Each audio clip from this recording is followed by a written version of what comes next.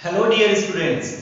तो आज हम कैपेसिटेंस के अंदर बहुत ही इंपॉर्टेंट टॉपिक पढ़ने जा रहे हैं और उस इंपॉर्टेंट टॉपिक का नाम है पैरेलल प्लेट कैपेसिटर, जिसको सिंपली प्यार से कहते हैं हम पीपीसी। पैरेलल प्लेट कैपेसिटर को बोलते हैं पीपीसी। ओके, इसके बारे में डिस्कस करेंगे। पैरेलल प्लेट कैपेसिटर होता क्या है ये डिस्कस करेंगे। उस पैरेलल प्लेट कैपेसिटर का कैपेसिटेंस कितना होगा इसके बारे में चर्चा करेंगे और फिर कुछ केस स्टडी करेंगे। देखिए होता क्या है पैरेलल प्लेट कैपेसिटर। कोई भी दो पैरेलल कंडक्टर्स लो, कोई भी दो कंडक्टर्स लो, प्लेन कंडक्टर्स, और उनको एक दूसरे के सामने पैरेलल रख दो इस तरीके से।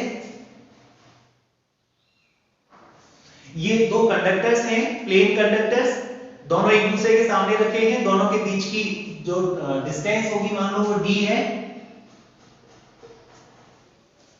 और दोनों एक दूसरे के पैरेलल हैं। अब मैं इसको बैटरी से कनेक्ट कर देता हूं। एक शानदार सी बैटरी ली और बैटरी से कनेक्ट कर दिया। मान लो जो बैटरी है उसका पोटेंशियल V है, बैटरी का पोटेंशियल V है। इसका मतलब क्या हुआ? इसका मतलब यह हुआ इन दोनों प्लेट्स के बीच में पोटेंशियल डिफरेंस V होगा। यहां से यहां तक का पोटेंशियल डिफरेंस V होगा। मतलब जो पोटेंशियल मैं बैटरी से देता हूं वो पूरा का पूरा खर्च हो जाता है। यहां से स्टार्ट हुआ खर्च होना, यहां तक पूरा खर्च हो गया। मतलब दोनों के बीच में पोटेंशियल का डिफरेंस आ गया। वो पोटेंशियल डिफरेंस कितना होगा जितना बैटरी का पोटेंशियल था, कैपिटल V। ये पॉजिटिव प्लेट है तो यहां पॉजिटिव चार्ज पहुंच जाता है, और इतना ही पॉजिटिव चार्ज जितना है यहां उतना ही नेगेटिव चार्ज यहां इंड्यूस होगा। तो यहां चार्ज होगा प्लस क्यू प्लस क्यू, और यहां चार्ज होगा minus Q. Okay, according to the conservation of energy, जितना नेगेटिव चार्ज यहां इंड्यूस हुआ है दूसरे सरफेस पे उतना ही पॉजिटिव चार्ज इंड्यूस होगा, लेकिन वो पॉजिटिव चार्ज इस बैटरी के अंदर नेगेटिव टर्मिनल की तरफ अट्रैक्ट होके चला जाएगा। जितना पॉजिटिव चार्ज यहां इंड्यूस होगा दूसरे सरफेस पे, बाहर वाले सरफेस पे, वो पूरा का पूरा पॉजिटिव चार्ज इन कनेक्शंस के थ्रू यहां बैटरी के नेगेटिव टर्मिनल में चला जाएगा। तो बचा क्या यहां प्लस क्यू, यहां माइनस क्यू, दोनों के बीच की distance small d। So this is parallel plate capacitor. So how you can write down it? It is an arrangement of two parallel conductors separated at some distance small d. Clear? It is an arrangement of two parallel conductors arranged at some small distance d. यही है parallel plate capacitor. Diagram बना के समझा दिया। Now the derivation is what? ये तो definition हो गई। We have to find out the capacitance of, अब जो डेरिवेशन है capacitance of parallel plate capacitor, ये जो अपने पास पैरेलल प्लेट कैपेसिटर है इसका कैपेसिटेंस कितना होगा? कैपेसिटेंस मतलब चार्ज होल्ड करने की कैपेसिटी। तो इसकी कैपेसिटी के लिए एक फॉर्मूला जनरेट करेंगे, फॉर्मूला बनाएंगे, और वो फॉर्मूला होता है बहुत इंपॉर्टेंट है। ये मान के चलो कि ये फॉर्मूला आपको आपके बोर्ड एग्जाम के अंदर लगाना होगा। या तो न्यूमेरिकल की फॉर्म में आ सकता है या डेरिवेशन डायरेक्टली पूछे जा सकते हैं। क्लियर? तो आपको ये बहुत अच्छे से समझ के चलना होगा। नीट के पॉइंट ऑफ व्यू से भी, जेई के पॉइंट ऑफ व्यू से भी इस पे बहुत शानदार क्वेश्चन बनते हैं। ओके, तो पैरेलल प्लेट कैपेसिटर का कैपेसिटेंस हम निकालेंगे जो कि होता है C capital C epsilon naught into in plates का एरिया A। मान लो यहां शो नहीं हो रहा है क्योंकि 3D नहीं बना रखा है मैंने। सिंपल डायग्राम बनाया है।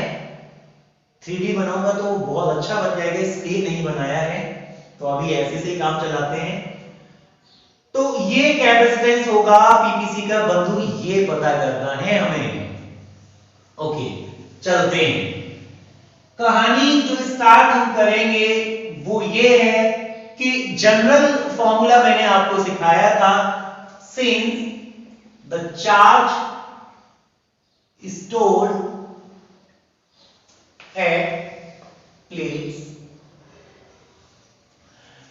इन प्लेट्स पे जो चार्ज स्टोर्ड होगा Q इज इक्वल टू, वो होगा कैपिटल Q ले रखा है, चलिए कोई दिक्कत नहीं, capital Q is equal to होगा इसका कैपेसिटेंस C जो कि अभी पता नहीं है, जो कि निकालना है, इनटू पोटेंशियल V, यहां से यहां तक का पोटेंशियल डिफरेंस V, जो पोटेंशियल हम दे रहे हैं वही पोटेंशियल डिफरेंस है, तो पोटेंशियल डिफरेंस भी कैपिटल V हो जाता है। तो दिया गया charge is equal to capacitance C into capital V, लेकिन अब एक फॉर्मूला जो मैं आपको बताने जा रहा हूं बहुत इंपॉर्टेंट फॉर्मूला है, सिंस देखिए away from positive towards the negative, in plates के बीच में इलेक्ट्रिक फील्ड होगा, ऐसे करके उसकी वैल्यू होगी since electric field in between the plates, क्या होता है formula, E is equal to होता है दोनों प्लेट्स के बीच का पोटेंशियल डिफरेंस V अपॉन में दोनों प्लेट्स के बीच की डिस्टेंस D, बहुत इंपॉर्टेंट फॉर्मूला है। इस फॉर्मूला के बेस पे हमने इलेक्ट्रिक फील्ड की दूसरी यूनिट भी बनाई थी, और दूसरी यूनिट क्या होती है इलेक्ट्रिक फील्ड की, पोटेंशियल अपॉन, दूसरी यूनिट क्या होती है, पोटेंशियल की यूनिट वोल्ट और डिस्टेंस की यूनिट मीटर, वोल्ट पर मीटर। तो ये बहुत इंपॉर्टेंट फॉर्मूला है, दो प्लेट्स के बीच में electric field E is equal to दोनों प्लेट्स के बीच का पोटेंशियल डिफरेंस V अपॉन में दोनों प्लेट्स के बीच की दूरी। तो यहां से मुझे पता चल रहा है कि कैपिटल V का मान हो जाता है इलेक्ट्रिक फील्ड इनटू डिस्टेंस। ये मान को इक्वेशन 1 में पुट कर दो, तो Q इज इक्वल टू हो जाएगा C और V की जगह ED कैड, तो Q इज इक्वल टू हो गया CED। आपको यहां एक लाइन लिख देनी होगी, put the value of capital V in equation 1, तो Q इज इक्वल टू क्या आ जाता है CED, इक्वेशन 3। अब इलेक्ट्रिक फील्ड का भी एक फॉर्मूला मैंने यहां यूज किया था, V अपॉन D, एक और फॉर्मूला होता है इन्हीं प्लेट्स के बीच में इलेक्ट्रिक फील्ड जो बन रहा है उसके दो फॉर्मूले हो सकते हैं फाइंड आउट करने के, अलग अलग जो क्वांटिटी के टर्म्स में हो सकते हैं, एक ही क्वांटिटी को फाइंड आउट करने के कई सारे फॉर्मूले हो सकते हैं। तो अब जो इलेक्ट्रिक फील्ड का फॉर्मूला लगा रहा हूं, since the electric field in between the plates क्या होता है, E is equal to surface charge density upon में एप्सिलॉन नॉट, इन प्लेट्स की सरफेस चार्ज डेंसिटी अपॉन में एप्सिलॉन नॉट चैप्टर नंबर 1 में शायद हम स्टडी कर चुके हैं। दुनिया के किसी भी कंडक्टर की सरफेस पे भी इलेक्ट्रिक फील्ड का फॉर्मूला यही होता है, और दो अपोजिट चार्ज प्लेट्स के बीच में भी away from positive towards the negative भी इलेक्ट्रिक फील्ड का फॉर्मूला यही होता है, sigma upon epsilon not. Sigma क्या है, surface charge density, here sigma क्या है बता देंगे, सरफेस चार्ज डेंसिटी। तो सिग्मा का फॉर्मूला क्या होता है, क्योंकि सिग्मा इज इक्वल टू होता है charge upon epsilon not, sorry charge upon area. Surface charge density क्या होता है, चार्ज अपॉन एरिया, ये मान को यहां पुट कर दो, सिग्मा की वैल्यू पुट कर दो, तो E इज इक्वल टू ऐसे लिख देना, put the value of sigma in equation 4, ये इक्वेशन 4 है, इक्वेशन 4 के अंदर सिग्मा की वैल्यू पुट कर दो, चार्ज अपॉन एरिया। तो electric field E is equal to हो जाता है सिग्मा की जगह पे चार्ज अपॉन एरिया, और एप्सिलॉन नॉट तो नीचे पहले से ही था। तो ये मैंने इलेक्ट्रिक फील्ड पता कर लिया, क्लियर, मैंने इन दोनों प्लेट्स के बीच का जो इलेक्ट्रिक फील्ड है वो पता कर लिया। अब इसको कैड वाले फॉर्मूला में पुट कर दो, इलेक्ट्रिक फील्ड का जो फॉर्मूला आ रहा है, वैल्यू आ रही है, वो यहां पुट कर दो। Put the value in equation 3.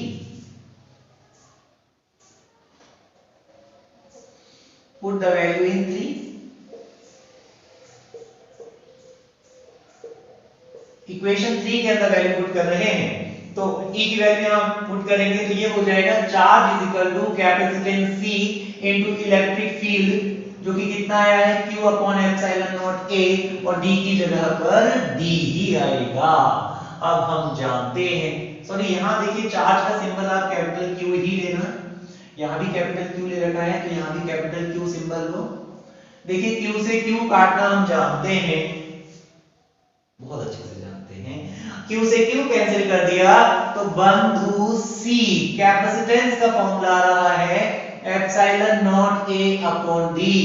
अब ये तेरी लाइफ में ऐड हो गया है, याद रखना है हमेशा के लिए.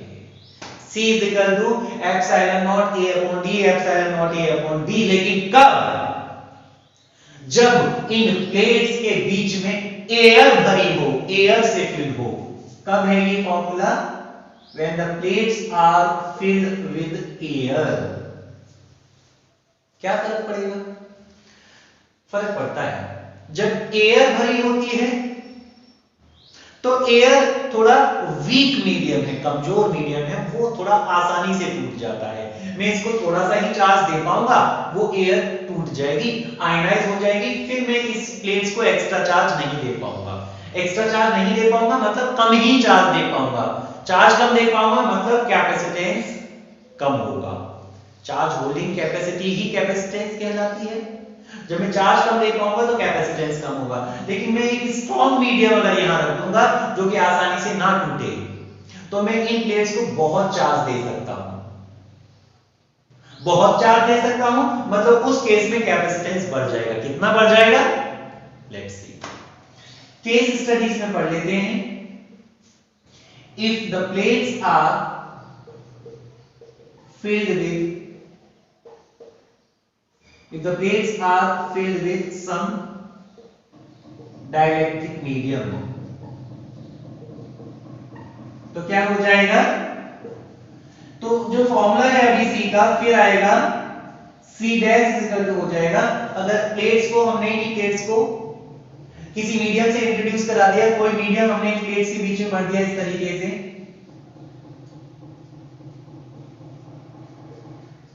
अभी डाइलेक्ट्रिक मीडियम यहां फिल कर दिया, तो जो नया कैपेसिटेंस होगा इसी का वो हो जाएगा epsilon A upon D.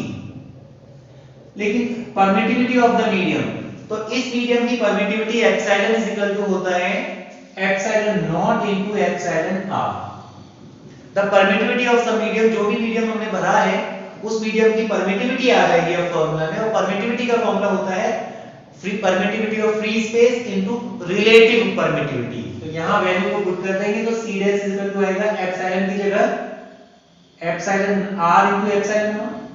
Epsilon की वैल्यू पुट कर दिया, एप्सिलॉन का वैल्यू ये पुट कर दिया epsilon naught into epsilon R. A की जगह A, B की जगह B. ये क्या है?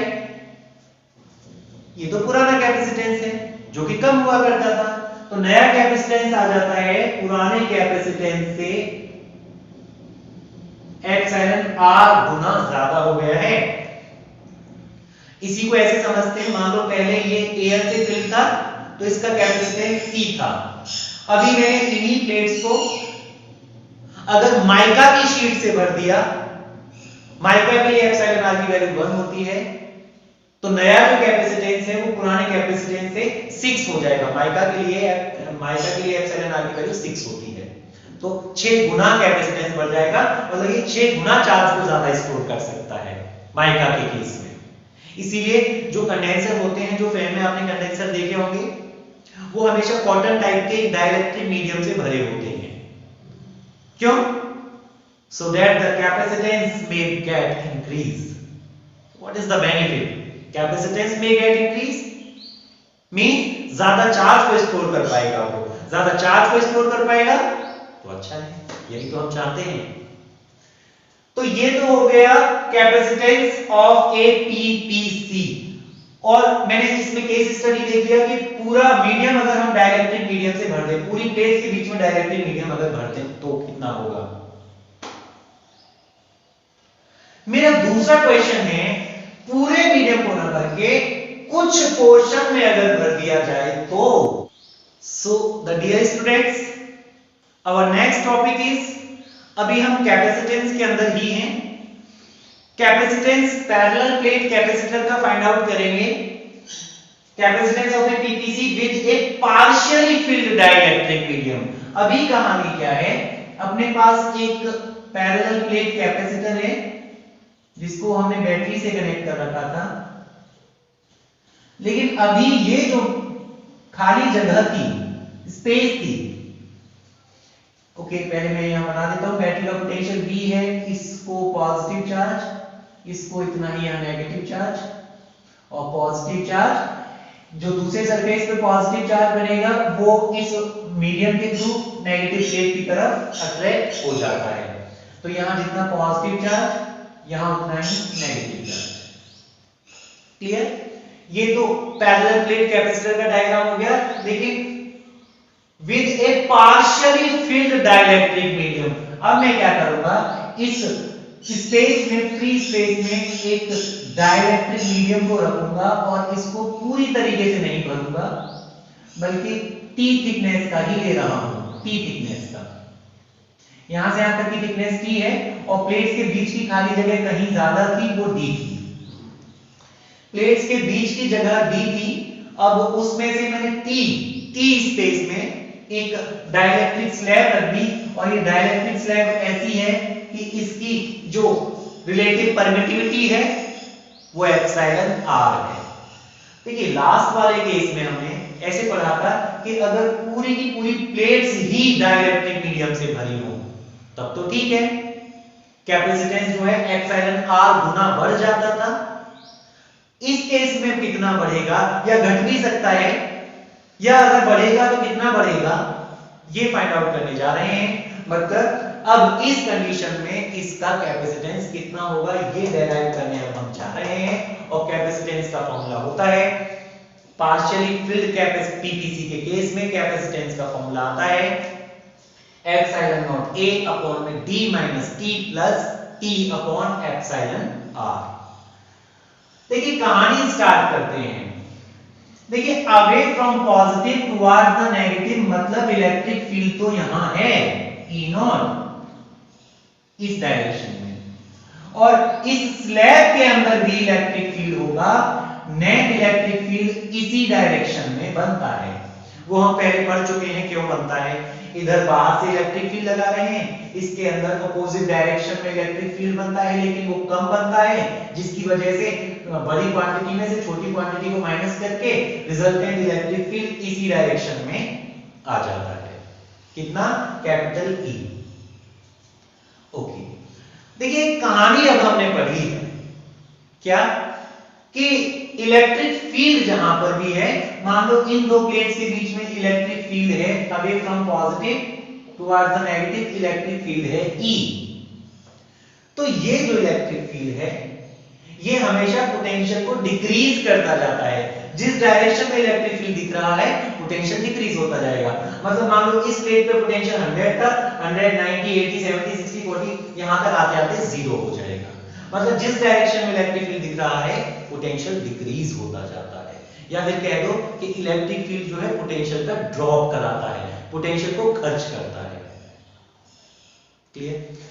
तो अब मैं इसी कॉन्सेप्ट के ज्ञान के आधार पे मैं एक फॉर्मूला यहां बना दूंगा, प्रॉपर्ली इसको देखें।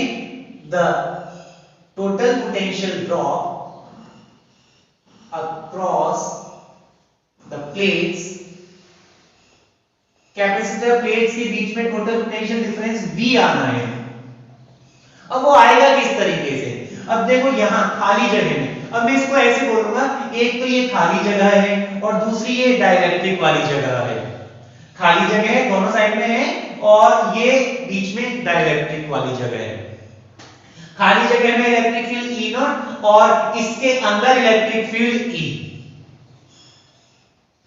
तो मैं अब ये कहूंगा कि जो टोटल पोटेंशियल हम दे रहे हैं वो किस तरीके से खर्च होगा, एक तो खाली जगह में खर्च होगा और दूसरा स्लैब के अंदर खर्च होगा।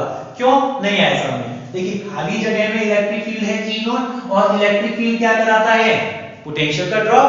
तो उस खाली जगह में जो इलेक्ट्रिक फील्ड है उसने इतना पोटेंशियल ड्रॉप करा दिया V नॉट।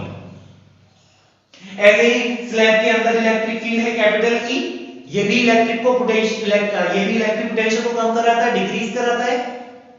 यहां से कितना पोटेंशियल डिफरेंस कम करा दिया इसने, कितना पोटेंशियल ड्रॉप करा दिया, कितना पोटेंशियल खर्च कर दिया, वो मान लिया हमने Vs। तो खाली जगह में पोटेंशियल ड्रॉप प्लस स्लैब में potential drop is equal to total potential drop. मान लो 100 वोल्ट लेके चले थे, 100 वोल्ट में से खाली जगह में मान लो 60 वोल्ट खर्च हो गया दोनों साइड, और 40 वोल्ट बचा हुआ कहां खर्च होगा, स्लैब के अंदर। तो ये फॉर्मूला है made by me for you only. Okay, तो अब मैं इलेक्ट्रिक फील्ड का फॉर्मूला बता रहा हूं जो हम डिस्कस कर ही चुके हैं। सिंस इलेक्ट्रिक फील्ड कितना होता है, इलेक्ट्रिक फील्ड का फॉर्मूला होता है E इज इक्वल टू, या फिर ऐसे करके शॉर्ट में लिखते हैं, electric field is equal to होता है पोटेंशियल डिफरेंस अपॉन में डिस्टेंस। सिंबल इस फॉर्म में ना लिखने का कारण है, रीजन है क्योंकि ऑलरेडी सिंबल ले रखे हैं हमने, वो कंफ्यूजन हो जाएगा। तो मैं जनरल फॉर्म में बता देता हूं, किसी भी जगह पर electric field is equal to होता है उस जगह पर पोटेंशियल डिफरेंस अपॉन में डिस्टेंस। तो यहां से पोटेंशियल डिफरेंस का फॉर्मूला क्या आ जाता है, potential difference is equal to electric field into distance.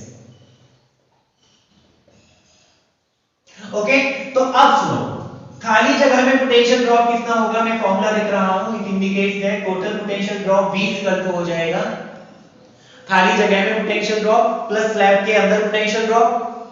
तो खाली जगह में पोटेंशियल ड्रॉप कितना होगा ये फाइंड आउट करने में जा रहा हूं। तो खाली जगह में potential drop is equal to खाली जगह में इलेक्ट्रिक फील्ड, तो फ्री स्पेस में इलेक्ट्रिक फील्ड कितना है E नॉट। ओके, खाली जगह में इलेक्ट्रिक फील्ड इनटू खाली जगह की डिस्टेंस। बची कितनी खाली जगह, देखो तो टोटल D थी जिसमें से T में स्लैब आ गई, टोटल D हुआ करती थी जिसमें से T थिकनेस के अंदर स्लैब आ गई, तो खाली बची कितनी, D माइनस T के बराबर। तो इनटू डिस्टेंस कितनी बची, D माइनस T के बराबर।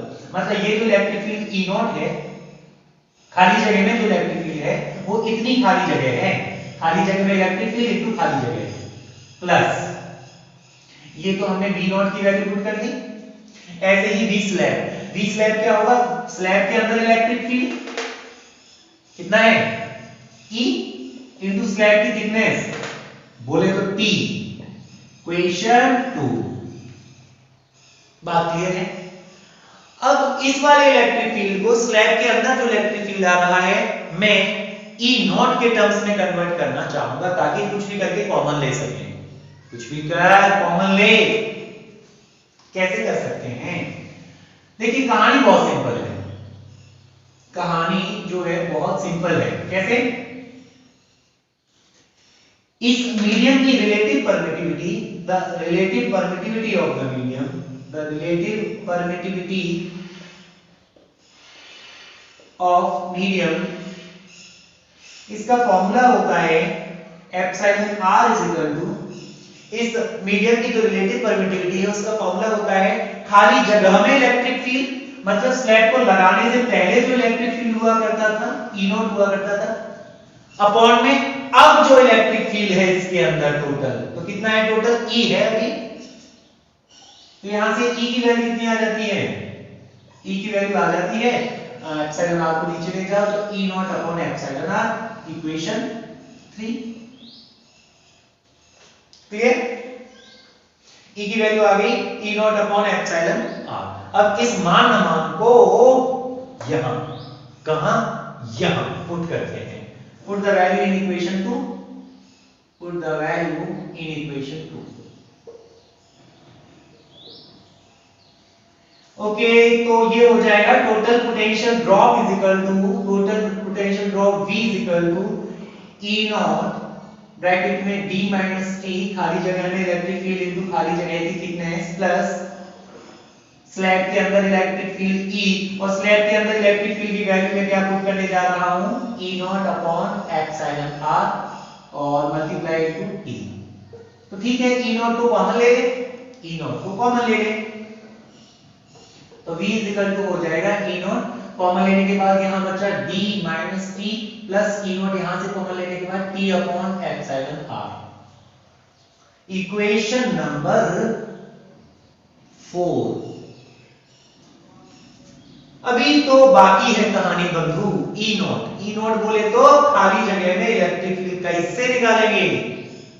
इलेक्ट्रिक फील्ड के अपने पास दो फॉर्मूले होते हैं। Since the electric field in between two plates E naught is equal to होता है सिग्मा अपॉन एप्सिलॉन नॉट। उन दो फॉर्मूला में से एक होता है E is equal to V upon T, एक होता है E is equal to sigma upon epsilon naught. तो यहां सिग्मा अपॉन एप्सिलॉन नॉट लेंगे क्योंकि electric field is equal to V upon D पहले ही यूज कर चुके हैं। अभी कौन सा लेना है? Electric field is equal to sigma upon epsilon naught. और सिग्मा क्या होता है? Surface charge density. सिग्मा क्या होता है? Surface charge density. सिग्मा का फॉर्मूला क्या होता है? सिग्मा इज इक्वल टू होता है चार्ज अपॉन कैपिटल Q ले रखा है क्या? अभी तक आया नहीं। यहां डायग्राम में कैपिटल Q लिया है तो capital Q। Surface charge density होता है चार्ज और इस अपॉन में इस प्लेट का एरिया A। ये मान को यहां रख दे तो E not is equal to आ गया सिग्मा की जगह चार्ज अपॉन एरिया और एप्सिलॉन नॉट पहले से था, इक्वेशन 5। ये डायरेक्टली फॉर्मूला तुरंत याद भी कर सकता है Q upon epsilon naught A। फिर तेरे को ये दो तीन स्टेप एक्स्ट्रा लिखने की बजाय तू सीधा सीधा लिख देगा since E not is equal to Q upon epsilon naught A। कहां से आया है वो मैंने तेरे को बता दिया।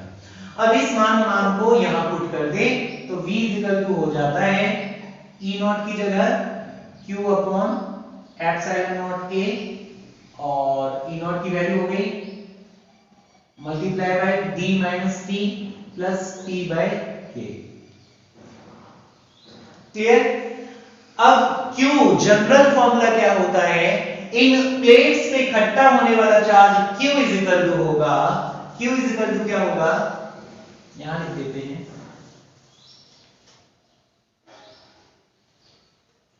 Since charge at plates,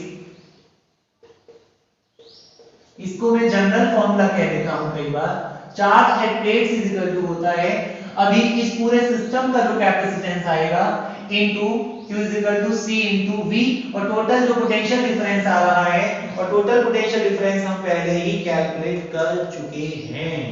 Q is equal to CV होता है, इक्वेशन नंबर ये 5 6 हो गई, ये इक्वेशन 7 हो गई। एक काम करते हैं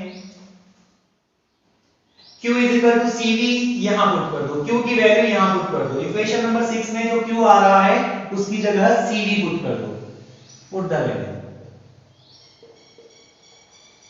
तो V इज इक्वल टू हो जाएगा कैपिटल Q की जगह CV अपॉन में एप्सिलॉन नॉट A और ब्रैकेट में वो पूरी कहानी D minus T plus T bye.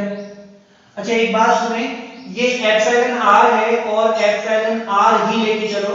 हालांकि रिलेटिव परमिटिविटी का सिंबल K भी लेके चल सकते हैं क्योंकि रिलेटिव परमिटिविटी कह लो या डाइलेक्ट्रिक कांस्टेंट कह लो एक ही बात है। और रिलेटिव परमिटिविटी के लिए सिंबल एप्सिलॉन R ले लेते हैं, डाइलेक्ट्रिक कांस्टेंट के लिए सिंबल K ले लेते हैं। लेकिन अगर हम एप्सिलॉन R लेके चल रहे हैं स्टार्टिंग से तो एप्सिलॉन R ही लेके चलो। तो Q की जगह CV अपॉन में एप्सिलॉन नॉट A ब्रैकेट में D minus T plus T by epsilon R। V से V को कैंसिल कर तो C इज इक्वल टू वही आ जाएगा जो तुझे चाहिए था जीवन में, एप्सिलॉन नॉट A अपॉन में D minus T plus T by K या फिर एप्सिलॉन R। नीचे बॉक्स में बंद करना चाहे तो कर दे, ना करना चाहे तो मत कर, पर कुछ भी कर इसको याद कर। तो ये है कहानी जिसमें हमने कैपेसिटेंस फाइंड आउट किया है दिए गए पैरेलल प्लेट कैपेसिटर का, जबकि उसको पार्शियली फिल्ड किया गया है एक डाइलेक्ट्रिक मीडियम से। केस स्टडी मजा आने वाला है। केस स्टडी जो हम पढ़ेंगे वो बहुत इंटरेस्टिंग केस स्टडी है। देखिए अभी मैं क्या कह रहा हूं, एक काम करो इस T को बढ़ाते बढ़ाते d के बराबर कर दो। आप सोचोगे फिर तो ये वही चीज हो जाएगी ना, ये तो वही बात हो जाएगी कि plates are completely filled by dielectric medium. अरे अगर d को खींच के d कर दोगे तो मतलब पूरा भर दोगे प्लेट्स को आप तो डाइलेक्ट्रिक मीडियम से। ये तो केस स्टडी पहले भी पढ़ चुके हैं, देखते हैं वैसा ही रिजल्ट आ रहा है या नहीं आ रहा है। If T is equal to D, T is equal to D का मतलब है plates are complete filled by dielectric medium, plates are complete filled by dielectric medium. Okay, देखते हैं रिजल्ट आएगा या नहीं। तो इस वाले फॉर्मूला में क्योंकि C इज इक्वल टू होता है एप्सिलॉन नॉट A अपॉन में D minus T plus T by epsilon R, तो अभी मुझे T की जगह D पुट करना है, तो C इज इक्वल टू हो जाएगा एप्सिलॉन नॉट A अपॉन में D की जगह D माइनस T की जगह D प्लस T की जगह D upon epsilon R। D से D को उड़ा भाई जब तैयार कर एप्सिलॉन R को ऊपर ले जा, तो epsilon R epsilon naught A upon D, और epsilon naught A upon D क्या है? ये तो कैपेसिटेंस था पैरेलल प्लेट कैपेसिटर का, जबकि वो एयर से फिल हुआ करता था, तो capacitance C dash equal to आ जाएगा epsilon R into C air. तो आ गया ना वही फॉर्मूला। तो नया जो कैपेसिटेंस हो जाएगा वो एप्सिलॉन R गुना होगा किसके, जबकि कैपेसिटर प्लेट्स को एयर से भर रखा था उसके।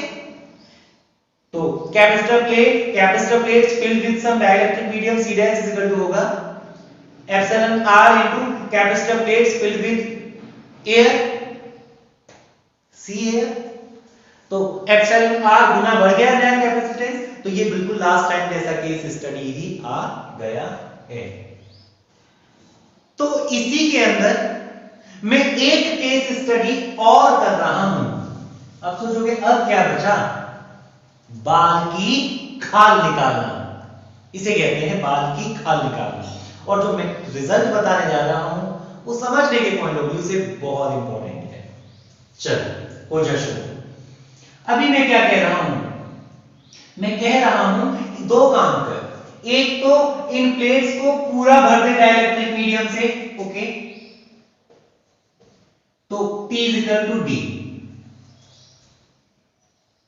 ओके, पहले इतना करने से रिजल्ट आ गया सर, ये रिजल्ट आ गया। तो C dash is equal to क्या हो गया epsilon R epsilon naught A upon D। ठीक है सर, ये आ गया।